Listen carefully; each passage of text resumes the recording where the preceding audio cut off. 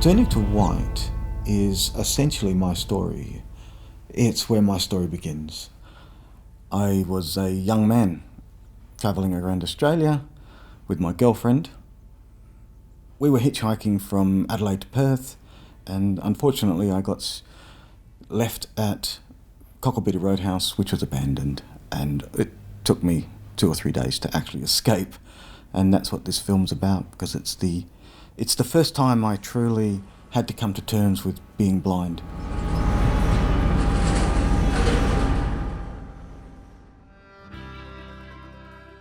I was that bullied fat kid with Coke bottle glasses. At the age of 16, my eyes went down to about 3% vision, and it stayed like that until my mid-30s. I had given up on my dream of being a filmmaker years ago when my eyes went from 3% to 1% to nothing.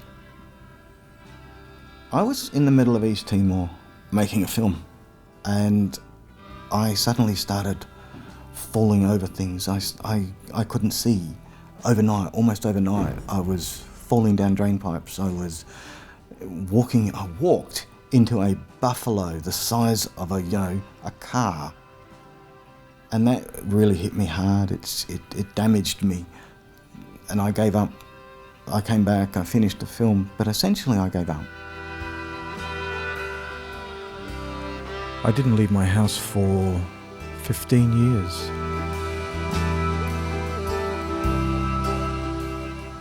Then I was talked into getting a dog, and the moment I did, my world just opened up, and I started going places, and all of a sudden I just went, I need to make a film.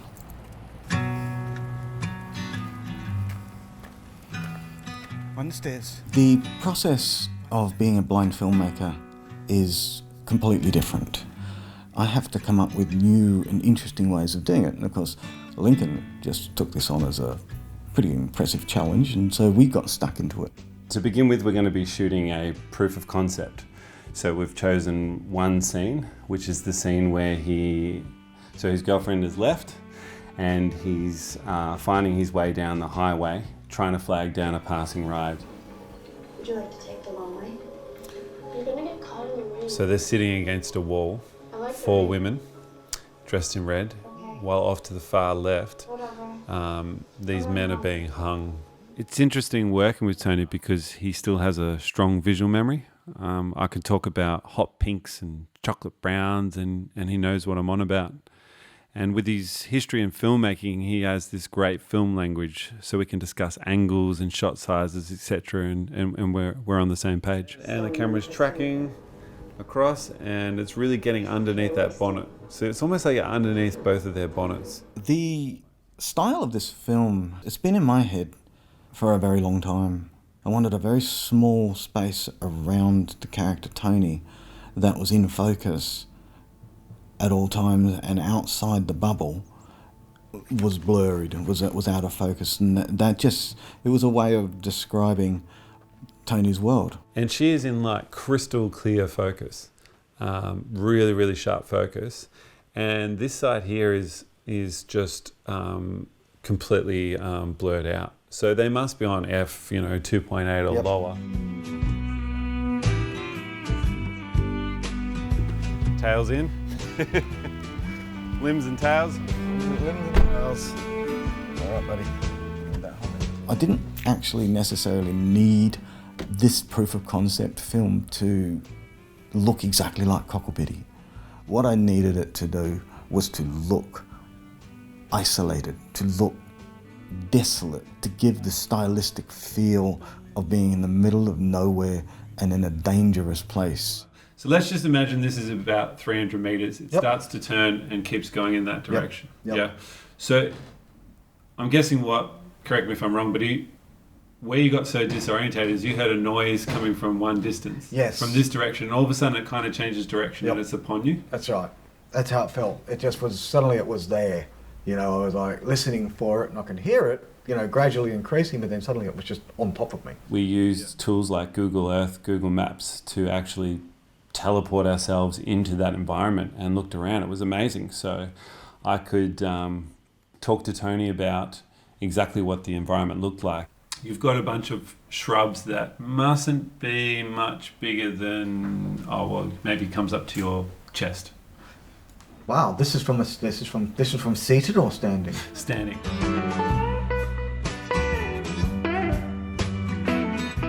It's pretty tricky around the Perth area because to get that open space, you're looking at a lot of farmland around the wheat belt, but it doesn't look like an environment that you would be scared about getting lost in. But a friend suggested that we check out around the Yanchep area. Okay, this is a big ass Mack truck, and Wow, you can imagine that. if you were 2 meters that way, Yep.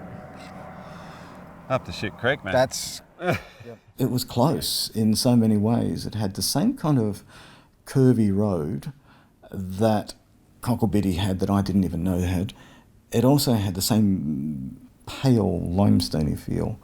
More shrubs than was at Cocklebiddy, but it still gave you a sense of isolation. Can you feel, so this is the camera, this is Tony. So what we're going to do now is we're going to track so close like Handmaid's Tale. Yep.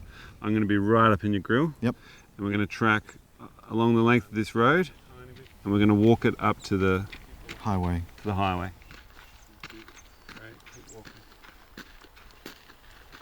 That's it. So with Tony being vision impaired, obviously we had to come up with some unique ways of not only us working together, but for Tony to be able to work with professional film crews. We have various methods that we want to go and try, at least in the future. But for now, we started with the magnetic storyboarding. The other thing was the topography that made it very difficult because it wasn't, the roads had bumps and dips. Yeah. I mean, it's going we to were be... both essentially walking blind. Yeah. Two blind men. Two blind men and Two a dog, blind yeah. mice. With each of these, we're able to create a three-dimensional, tactile experience. If I can say, Lincoln, I want to know whether or not that is the correct perspective. Is this camera close enough? Does it have to be pushed further back? Simply because that's an element that I have trouble with, is perspectives. That's probably where you sort of Yep. your wide from showing Tony. Yeah, that's exactly Tony right. there. That's exactly from straight across the road. Yeah, and can you feel this other one here? So that's essentially where the camera would be for that close-up, looking down the length of the highway. Yeah. The other thing I came across as part of my own mobility training as being a blind person around the house was something called a pen friend. And the moment I saw it, I just saw its application to film. Essentially, it's a code reader, it's a scanner. Shot 1, Cocklebiddy Roadhouse, wide angle. Wrong order, but it'll do. Shot 1, Cocklebiddy Roadhouse, wide angle. So this is a really awesome tool. So, I mean, we're hoping to have one of these boards for every single shot. So Tony can go through and just record different messages for each item. So it could be for a person, for a road, and he can very quickly go through, hover the pen over, and it's going to tell him what he's looking at. Cocklebiddy Roadhouse. Awesome. Good enough. So now let's go around and just see how quickly we can move between them, because we want speed on a set. So Yeah. Garage. Shop. Motel. Big ass road train. Working with Lincoln is one thing, but he's only one member of a crew. I really needed to have a better understanding of what was going to happen when I have to work with other people. Yes. It's very interesting that you described it that way, because to me, automatically, it's very difficult to show that with a truck of what that feels like, and yet you've just perfectly described it as being tumbled around in the wash. I've worked with 2D films on a number of films now, and when we approached them to be a part of this project, they really jumped at the opportunity. I think both of those guys really like a challenge. So I just went to the roadhouse, wandered around, came right back, and it was from there, and we'll be probably filming from about here and just tracking Tony back, track. This is as much about Tony learning how to work with a professional film crew as it is about the film crew learning how to work with Tony and any other vision impaired filmmakers that come after Tony, which is what, you know, we're hoping for. And I think we've got a great team. We've got a really good team.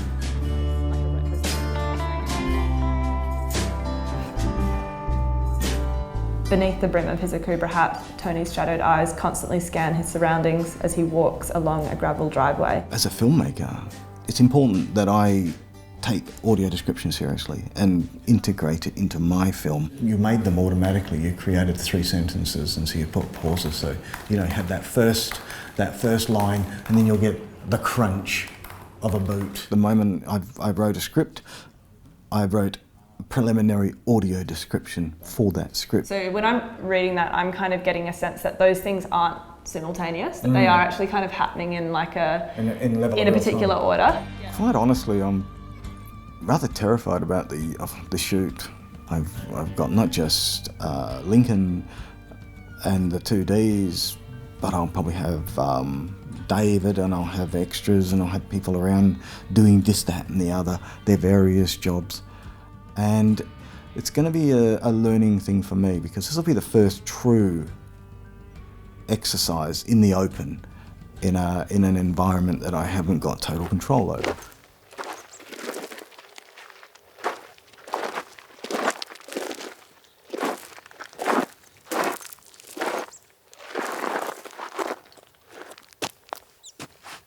When I'm on set, just a simple act of knowing when things are moving, where they're going, when they're stopping, it gives me a sense of the rhythm. So Tony and I came up with a tap system.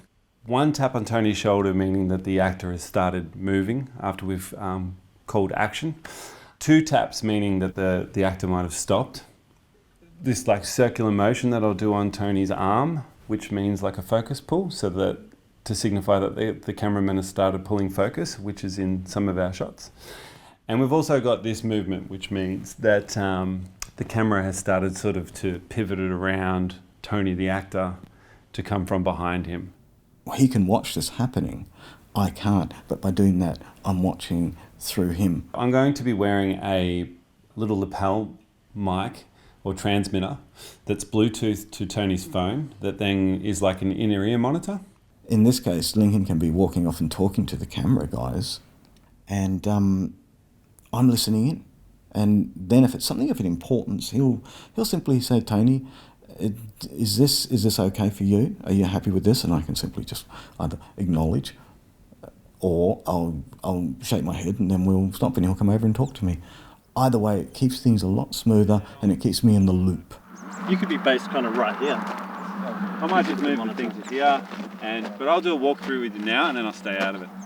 But let's do a walkthrough. Lincoln can't just sit there with me all the time. He's the co-director, and this might be my concept, this might be my direction and my structure, but when Lincoln's and I are together there, he gets the final say on the vision of that shot, because he's the one with the eyesight. Shot 7, walk into frame, done. Shot 8, didn't do. Shot 9, hitchhike. Hang on, what was shot 8 that we didn't do? For me, this shoot was also remarkable because I got to be involved in a more physical way. So Tony came up with this idea to use a sheet to tie around the waist of the actor David, and use that as like a pulley system to push and pull him in the right direction, to give him some force to sort of struggle against. I totally got into the tactile experience of being able to feel exactly what Dave's movements were transmitted through the sheet. So I understood much more about this shot. I wasn't reliant entirely upon audio description, because I could feel when he was getting it right and when he was getting it wrong.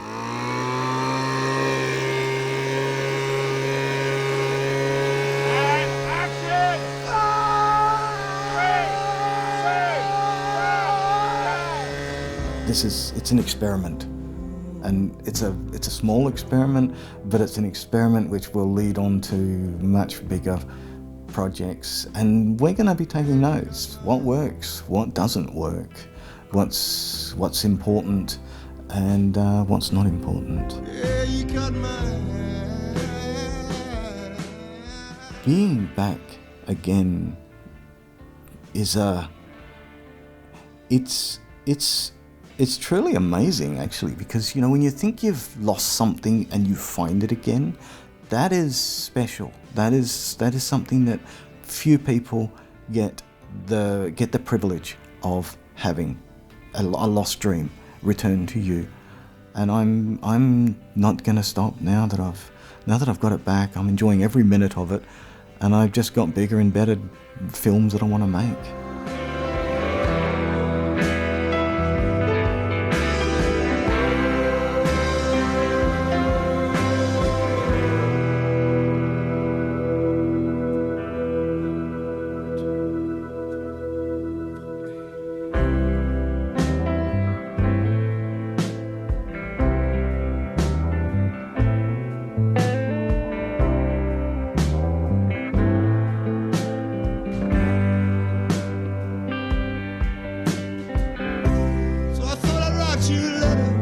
Or is it a tale? Or just we've been friends?